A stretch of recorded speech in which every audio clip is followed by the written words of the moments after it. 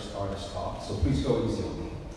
I brought, so I'm not the most extemporaneous person, in front of a group of people especially, so I brought a cheat sheet. It also helps me focus my thoughts and prevents me from having to imagine one of the underpins. Joke number one successful, okay. And it also helps validate all the energy and enthusiasm that I have for my high school speech class. So I feel like I'm putting that to use many moons ago. So just as a personal note, I want to just preface with something dear to me. As I evolve as an artist and as an individual, I've developed, I guess you could say, a deep appreciation of 4 pillars, key virtues, if you will, that I like to live by.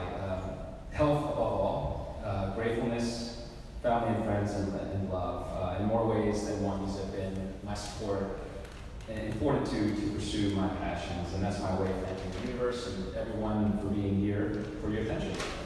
So, what I intend with this short collection of words, and I made pace, so please bear with me here. The short collection of words is to bring to the forefront an ongoing reality that I've thought a lot about, and I've all acquainted with in this room for at least 10 years, and that's the notable shift in the fabric of interaction and connection between human beings, between each other. To quote the words of a recent high school student, art student's comparative study exploring food, represented in art the past couple centuries, and specifically referring to me as the other 2 artists lived in former eras, so aka they're deceased. My life has spanned the birth and fruition of the digital era. So this statement is very true, very simple, but it rang true when I read her study, especially as I recall the nostalgic anticipation of the 56K dial-up modem when I was first signing on to the internet in the early to mid-90s. So to state the very obvious, food is sustenance. It's a notable social binder throughout civilization, but there are portable electronic devices on the tables. I would guess a solid number of us are doing business, transacting, and socializing by virtual, non-face-to-face means more than ever. Before in our lives, we can accomplish daily tasks untethered from physical locations, so long as we have a decent signal and an excuse to immerse our faces into a screen. So quite literally, the sum of human ingenuity is in these little devices right here that we can manipulate at any time in our hands. We can look up anything at a moment's notice. So to these little tiny intelligent lightning-fast devices not only facilitate life by replacing yesterday's physical errands with a few finger swipes and taps while on the toilet, if you are bored of the shampoo bottle ingredients, but we plan future gatherings to find and translate words, see pics of our families across the globe, as is obvious with Mom here. She's an immigrant to this country. Or if you're a refugee fleeing a war zone, this is how we communicate with family left behind in war zones. So although our devices, as very useful tools, clearly establish a notable technological milestone, they also set dangerous and dystopian, if not disrupting precedents.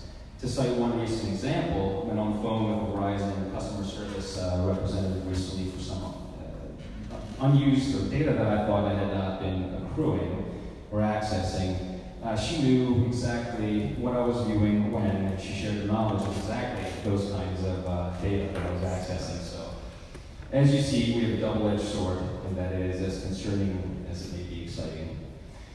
What is indisputable is people the world over are fixated on their always-on, always connected, instant gratification of their screen time, including, of course, the profit-driven and often hyperbolic 21st century news cycle that seems to want to notify us constantly. So in a revolutionary manner, our devices have quickly and seamlessly infiltrated the daily surfaces of our lives, and in most cases, our privacy. We have the world in our pockets, a finger swipe away from knowledge abundance. So the project essentially began in 2014 when I was visiting my mother's father, my only living grandparent. My grandfather, he was I think 87 or 88 at the time. We were in his mountain home, and I had asked him for the time. I think my phone's battery had died, and I had a bus to catch. And he reaches across the table. Reached across the corner. He always sits at this one table. on this one seat, and he reached across the table to tell me the time on his flip phone. Instead of what I've grown accustomed to him doing, which is to turn his head and look at a clock on the wall that I'm used to him doing, or even more likely, flicking his wristwatch to tell the time. So that's sort of how the project kind of came. At the time, after a 4-year hiatus of not visiting my family in Greece, I began noticing relatives of all age bands consulting their phones more than ever. So seeing this was novel, yet bizarre, naturally, at least when compared to what I've grown up with from childhood memories. So as the series developed, it was important for me to represent this idea in a real-world, authentic setting where I had a place at every one of these tables, whether it was lunch, dinner, or a snack. So many ask me if these are staged. The question I receive often is, do you use some kind of fancy, custom-built, portable scaffolding to get you up above the table? Whereas that's a clever idea, it's certainly logistics and a baggage claim nightmare. The answer is they're not, accepting small compositional adjustments here and there, composition nut. So these are authentic meals with family and friends throughout Greece and the US, not contingent upon how much alcohol was involved.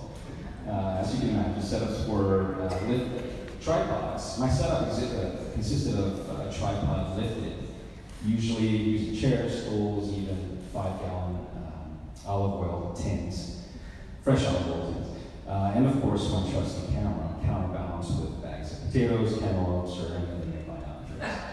And yes, a Siamese feline true story here named Sugar, who diligently stood very still and loved the compact space enough to generously assist for limited times in the fast. My intent with these images is to celebrate life and its diversity, family and friendship, and of course culture and tradition through good food and good conversation, all of which these were in many different ways. For me, on the time-honored, intimate services that we call the dinner table, where we prefer it.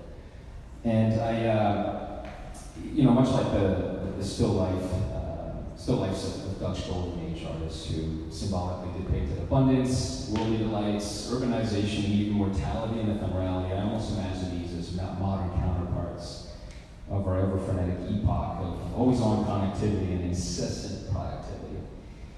So I'm hoping to deepen the conversation about the undeniable implications our devices have on human interaction, and incidentally, the consumerist mindset that our resulting waste in our expanding communities. So all these things are happening right now.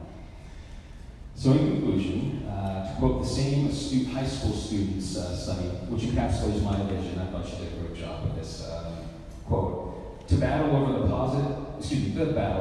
positive or negative impacts of mobile technology has yet to declare a winner. Many believe that technology has decreased cognitive capabilities and creates a lack of work ethic. While others believe that such mobile technology will continue to reap positive benefits by connecting family and friends across the world and providing more equal access to information and resources than ever before. So, one last thing, if you choose to simply harken back to a nostalgic time before this distraction of technology, that is perfectly fine, I do it all the time. Or if it simply make you hungry and you realize you're long overdue for a proper meal, have at it, treat yourself. But whereas these tableaus are in part to celebrate the aforementioned aspects surrounding universal social gatherings, they also, gently I hope, represent the contemporary fashion of communication, engagement, and cultural routines of our time while reminding us of what's truly important. That's it.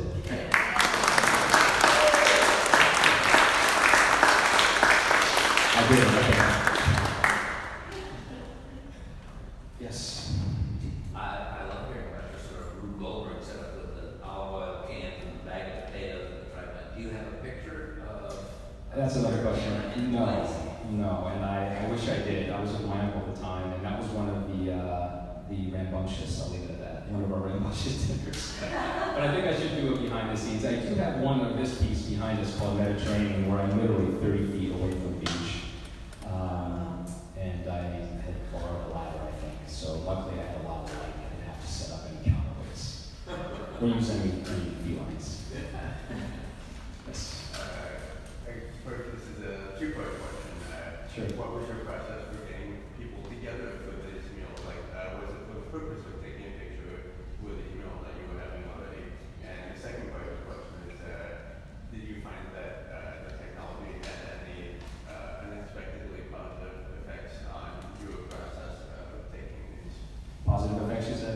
So the first question is, I did not intend, the Genesis piece, as I like to call it, was really happenstance, as were the following ones. I mean, at first it was more just about photographing a good time, just very simply representing family. The first meal I had, I was with my lady and my family, and our families had met for the first time from Eastern Europe and Greece. Well, Greece is in Eastern Europe, further east, and we just had such a blast. And that's when after having experienced the grandfather incident, if you will, I started noticing my uncle's phone on the table, and it's something I hadn't noticed. So I had not planned this. No, I took some pictures just for fun, and then I started exploring it more when I saw more phones impacting the conversation. So I think I answered your question. And the second question was, has it had any positive impact? Like, is it easier to get people together for meals because you have the technology? Can you say, I see everybody's on their phones, put it down on the table so I can take a picture? Yes, yeah. So now it's not 100% planned, but I look for it. There's this piece here was in 2016 with some close friends. They're huge foodies. This guy cooks everything from scratch. We do too, but this guy goes all out. And we had a blast, and I had it in my mind since it was a dinner party, and they did exactly what I thought they would, and that's the end result there. So, the picture of the pizza, that was a real thing, and that's what we all do these days. So I figured I would capture that. So yes, it started to get, I started noticing more and more and thinking, okay, maybe I'll have my equipment with me this time and capture it. Yeah, thanks for the questions. Any other questions? Can you tell us a little bit about your equipment and how you set everything up and took the shots and processed them? Sure. It's nothing luxurious, as I explained a little bit, but the tripod, it's usually indoors, so I have to use longer exposures, anywhere from a half second to maybe 2 seconds, so everything has to be absolutely still. The tripod's usually elevated 3, 4, 5 feet above the table. I try to keep everything in proportion. I use a high-end 35 millimeter. Every once in a while I use a medium format. It's a bigger camera, so I always bring that with me. And I do print. There are archival pigment prints, and they're mounted in frame, as you can see here. I think I answered your question. Now, in your processing, what kind of software did you use to process? Well, it's digital, and I use Lightroom, and I keep my processing minimal. I like to try to represent what I saw, so I just really bring back exposure and colors to what I think I saw. Yeah. A little less, when there's no wine involved, but I usually get spot on. Sure. Yes. You should know everything. I do. Do you have a favorite piece? My favorite piece? Yeah. I had to ask that question. Every piece, as you know, having been with me, half of them, are meaningful in just how the interaction ensues. There's a little less disengagement to re-engage with the phones, and it's interesting to observe just the different levels of interaction with our technology. But my favorite piece, gosh, you had to do that to me. This was with family, immediate family, mom and dad. Greek Easter 2016. Mom is very big on family and togetherness and cooking from scratch. She's been doing it all my life, and she finds it very important to bring the family unit back together again for these meals. Back home, still live at home. When I moved out. And this is Greek Easter, so she's dyed eggs, and someone was asking me about the bread. This is sort of the equivalent to challah, which is a sweet bread that we cut, and there's a religious background to that. We had some what do we call that soup? Margarita, which is a dill-based lemon with probably giving a little too much information here, but I love this soup. I always remember it as a kid. It's liver, dill, rice, and lemon simmered, and it's so delicious. She does a great job. So we had a very hearty meal. So I hesitate to mention, but sometimes I have to tell Mom to put the phone down the next time. And why? In fairness, because she's communicating here literally at that very moment with it was a cousin of yours, St. Grace, who was wishing her happy Pascha, which is Easter, and that was the message she was receiving 7 hours ahead of this. That leads me to my question. With some of the phones are lit in display and some of them are quiet. So how is that one of the things that you stage a little bit, or knowing that your mom was texting that person, or did that happen? Did you say freeze the scene? And No, that's a great question. I usually like to freeze the scene, and it doesn't always freeze the scene. So people censor. Sometimes I have to ask people to stop touching things, and that's another thing. I was contemplating. I was telling Anton that I was contemplating whether I wanted hands. And I found it very dynamic, even though if it's frozen, I found it a very dynamic element.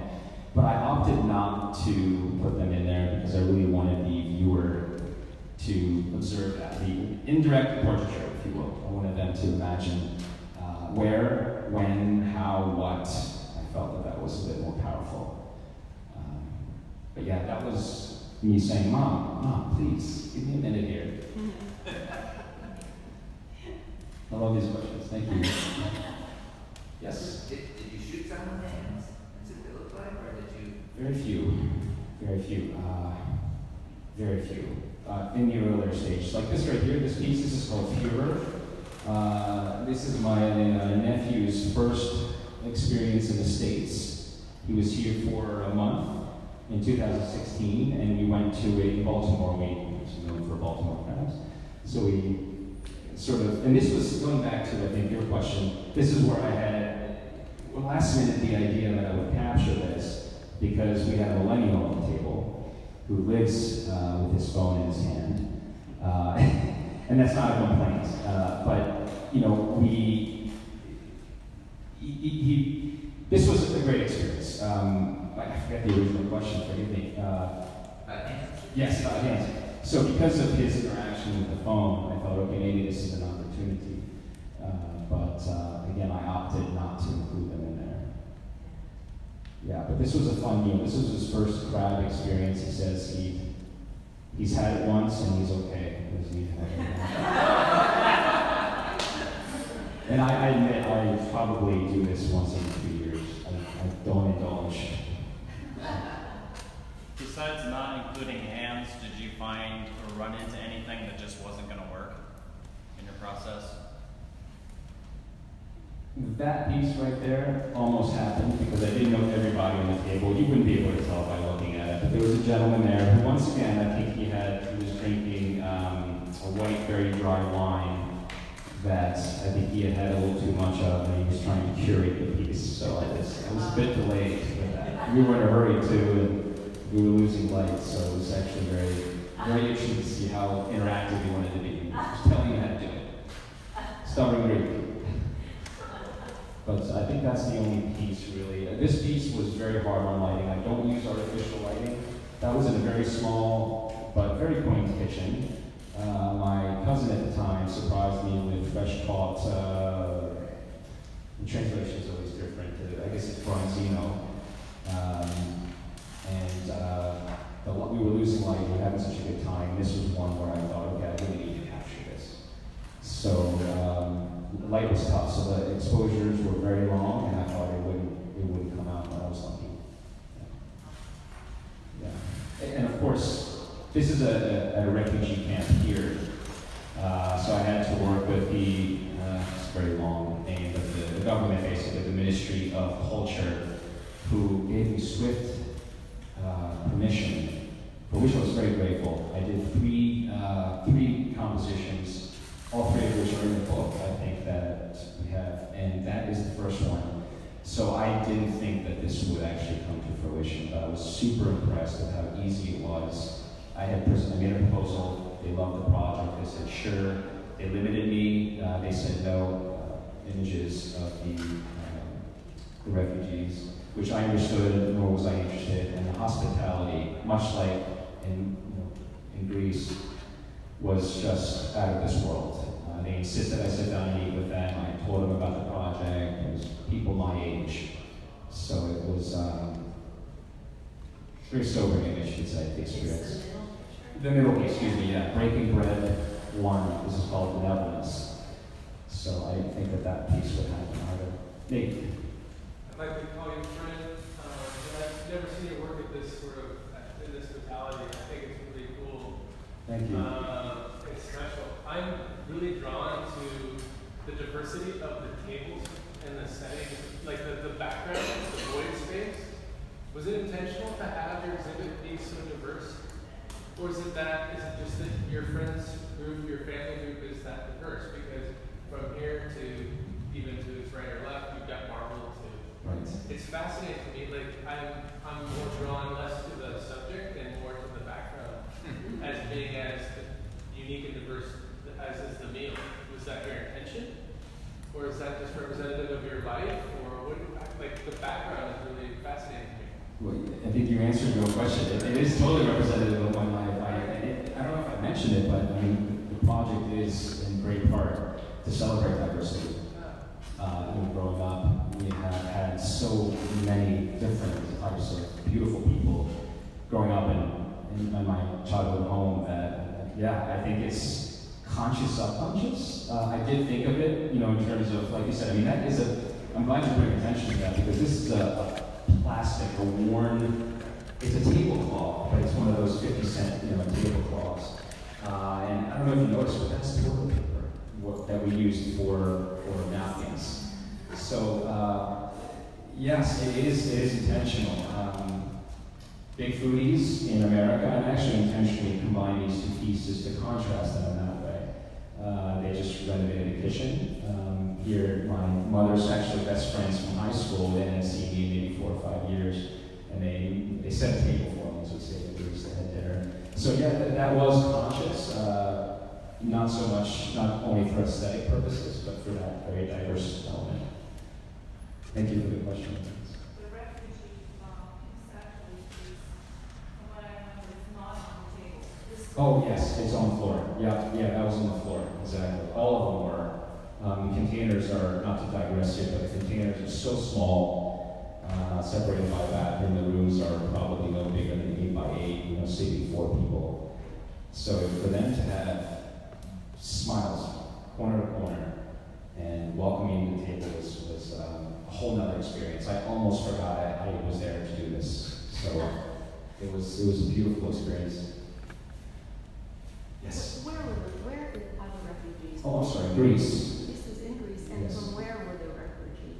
A combination of Syria, Pakistan, and Afghanistan, I think. And were they getting this food anyway? Syria. Were they getting this food like that in any case, even if you had not been there, or was that done because you were? No. I don't think they even knew I was coming that day. But there was a younger translator who spoke some Greek. I speak fluent Greek, so he helped me out, and he was very keen on introducing me to certain families, which was just a great experience. And they actually acquired their very simple foods. They're allowed to go out, of course, they're not prisoners. They can go out and shop at different markets and acquire very basic ingredients, a lot of spices, yogurts, fragiles, how do you say that in English? Yeah, it's like dried bread, crackers almost. You can see on the left. Olives, tomatoes, feta cheese, pita bread. Just very simple meals that it was delicious. The spices they had just bring a whole new character to the food. All these great questions, I feel like I should have covered. But I love it. What sort of response have you had from the people who were at the table when they see the program? Not the specific one. It varies. Most people love it. Most people didn't imagine it like this, whatever that means. I unfortunately didn't hear back from this young man. I promised him I would email him. I even asked him for a second email in case I went pieces with these friends of ours just recently moved to London. I think, is it London Forward on the other side? We've done 3 pieces since with them, and I think it's called Pixel. It's a medium-sized piece on the other side of this wall. At the same, totally 2 years later, same area though. Yeah. So, but everyone's reacted positively. And they recall memories from Right. these. I can imagine how these would just trigger the memories of that meal. Time capsules. Those connections that you have with people at the table. They're wonderful in that way. Oh, the memories are great. Not to be macabre, but I sort of conjured at this table here my mother's cousin. We've since lost him, and I think it really brought the idea of a time capsule home for me. It was a sudden passing, but so that's a different layer of memory for me. Any other questions? Yes. That's something that's not so much a question as an observation. I think both of these shows they're about people who don't appear in the pictures, and that with both of these shows, both you and Anna have given us a tremendous amount of information about the people who aren't in the pictures, and we have the job of being Sherlock Holmes to kind of decipher that and discover that information. And I think it's great to have work that uses that strategy in art gallery, because I think the art world tends to not recognize the sort of documentary power of photography. So I'm really happy to have these 2 shows together that use those same muscles. Appreciate that. Yes. I may be remembering this incorrectly, but maybe somewhere on social media there was a picture of perhaps a client that purchased one of these pieces and hung it above the dining room table. Okay. Is that correct? There's a few of them. There's a few of them. Yeah. Did you see 2 verticals by chance? I can't. It was a while ago, but I was curious. Wondering which one. What the process was for choosing that specific image, and Oh, I'd love to see which one you're referring to. and just how funny that would be to choose from an interior design perspective to choose to hang one of these images above a dining table. Right. Okay. Well, I assume you're an interior designer, or no? Okay. Doesn't matter. I will tell you very briefly. The piece hanging on the other side of the wall, which was again with these friends. They loved it. It spoke to them. Obviously, it's in America. Pizza, it's the great, it's the universal food.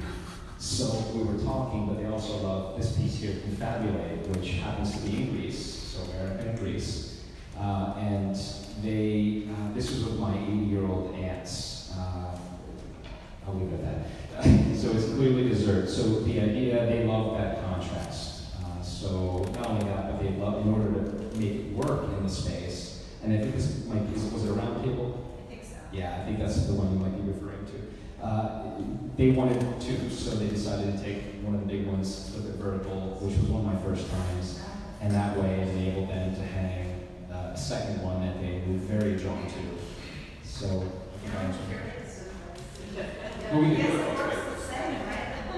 So yeah, they're actually meant to be, I didn't think about this during my first few pieces, but they can be hanged 4 different ways. Because really, when you think about it, and I actually had this idea, I don't think I shared it, but I was thinking about creating like a dinner table with one of the big ones so that people would walk around it in the middle of the gallery. But yes, so imagine people sitting one side, sometimes 2 or 3 on the side. They're not as big as some have perceived, but usually there's at least 4 to 6 people at these meals. Not everybody is indulging food. It's not true that there's 4 to 6 people. How about Thanksgiving? I'm not sure I'm getting there though. Yes, I just did my friends and clients are here, and we just had our first. I did my first diptych, which I think is the last piece in the book, called Fellowship. My first Thanksgiving meal. So we had, how many did we have there? 19. Wow. Yeah, and this was in Denver, so that was a very special meal. That actually took some time, but I was a very good supportive company to make that happen. So I think it's the last one in the book. Do you have a name day image? A name day image? Name day, as in. In Greece, instead of birthdays, there's. Oh, literally name day. Oh, yeah. Yeah. No, I mean my name day. Yeah, we have a holidays where we celebrate our names. Mine is on Christmas actually, so no, I do not have one yet. But thanks for the reminder. When you said that you took the picture of the Thanksgiving table, did you have to do it in multiple shots? Yes, two. Luckily, yeah. It was actually a very appropriate table. It was long, very well dressed, and it was just happened to be the right format. And just little cropping. When I say cropping, not post, but literally cropping, meaning I had to sort of move in and out and adjust it so that I can capture exactly what I wanted. And then I kept the same viewpoint and just moved it over however far I had to move, using the same perspective. So that was fun. And imagine you have almost 20 people and a cute dog running around. You know, I thought it would be interesting, but it was so smooth. We had a good time. May I just point out that you're very wise to be doing these at the end of the meal and not trying to make everybody's hungry and the food's getting cold. So yeah, that's smart. Thank you. Yeah, it's actually, I would think, almost equally as difficult, again, going back to the alcohol involved. So, depending on how that bunches and happy people. This is a form of elation, though. The idea at the time was, okay, everyone's going to be satiated, they're going to be tired, they're going to want to lean back. Not in Greece, at least.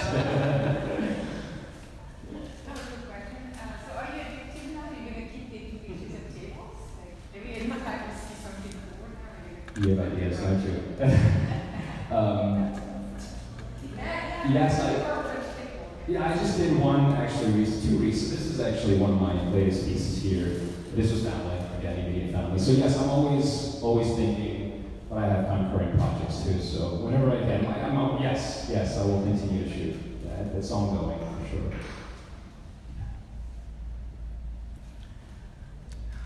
Yes.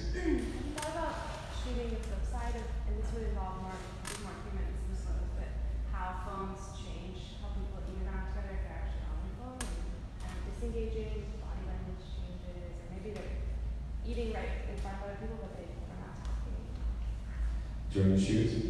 Yeah, like How they're interacting. taking photos of people when they're on their phones and not, eating still maybe, but not really engaging the table. Well, usually it's okay. John, phone on or off. Make a decision. Usually it's like that. But if they're interacting, sometimes it does take some time. I actually didn't tell you how long it takes. Sometimes it's 20 minutes. Sometimes it's an hour. Believe it or not. But everyone's super cool. But usually it's on the lower end. Of the. So yes, people are interacting. I think that's what you were asking me.